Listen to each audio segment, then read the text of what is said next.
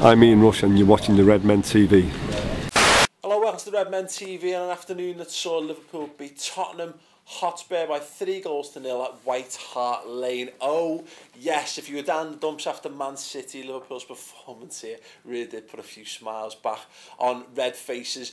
Just fantastic to see. I think even the sort of most ardent and ever positive Liverpool fans will have felt a little bit down after Monday, because we really wanted to see us maybe give more of a game to Man City, and obviously it was a good performance from them ultimately, and a few little mistakes that let us down. And going into Spurs, the media seemed to be very much in Spurs' camp.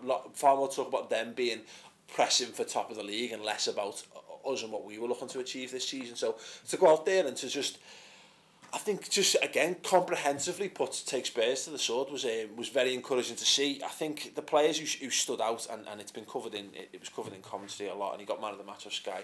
Raheem Sterling he's just outstanding, isn't he? Absolutely outstanding. Every time he picks the ball up, he looks a threat, and it reminds me so much of, just like, well, I mean, there'll be some of our viewers who don't remember him this way, but like Michael Owen, when he first burst onto the scene for Liverpool when he was like 16, 17, 18, he was just incredible, and you know, picking the ball up and driving at defenders, driving past people, the pace over a couple of yards.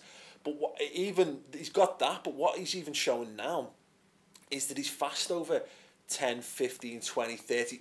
He's just fast. He's just really fucking fast. I think a few of us thought, like, well, you know, Sterling's quick over a couple of yards, and then if you compare to the nearest analogue in the team, Jordan Ives more of a power runner. But like Sterling now, he's like evolved over the summer, and he's become far more of a complete player. Like I say, he just glides past people, and you think he's going to get caught, and he doesn't. He just gets faster and faster. Such a danger. Thought Alberto Moreno was sensational, capped off by his goal, which was just absolutely out of this world.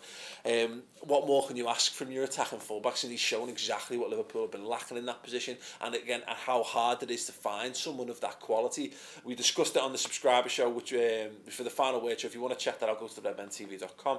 It'll be up in the morning. That is, I mean, we discussed this at great length.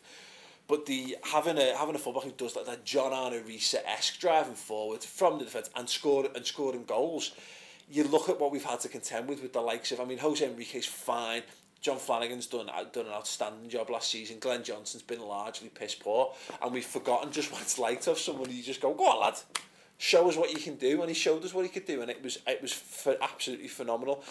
Mario Balotelli put in a decent shift. I think that's probably helped to allay one or two fears about is his work rate suited to Liverpool Football Club. Based on that, yeah, again, he should have scored some more goals. Again, we've talked about in the match reaction interviews, Chris said himself, should have had a hat-trick, arguably, although I think maybe would the hat-trick goal have been the one when the keeper ran out, Chris? Would that have been that? Would that have been, yeah. So, yeah, but yeah, it was a tough one. But I'll let him personally let him off for that. But yeah, he should have had at least two, really, shouldn't he? But the beauty is, of course, you don't need Mario Balotelli. If Mario Balotelli's not scoring and Liverpool still winning games, that's a phenomenal position to be in. Let's nip over to Twitter then and get some of your thoughts quickly. Ian H 1980, a strange statement when you win 3-0, but we didn't score enough. Hashtag, well, I don't think you've understood hashtags here, because there's all kinds of punctuation in it, but we're .gonna .win .the league .tra .la space, you'll never walk alone. Good effort. Maybe look into how tweets are structured for next week. At Joe Rainbird, nice to see Ballo pressing and not just standing around waiting for everyone else to do the work for him. All in all, a good game. And D3Y, Alberto fucking Moreno. Instead of doing a Spurs, we decided to just do Spurs. Viva la Revolution. You also need to work on your hashtags. Brilliant, yeah. We're going to discuss this game, as I say, in far greater detail. We've already done it on the final word. So go over to redmentv.com and check it out. 45 minutes on how this game was won. Far greater detail. We've even used our setup from earlier where Chris is on in Town Tactics Wall. It's astounding.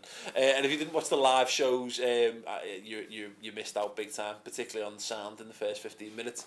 But thanks very much to those of you who did. Don't forget to click the subscribe button in the corner of the screen. Leave any of your thoughts on anything we've discussed in the show in the comments below. Anyway, Paul Machin. Ta-ra.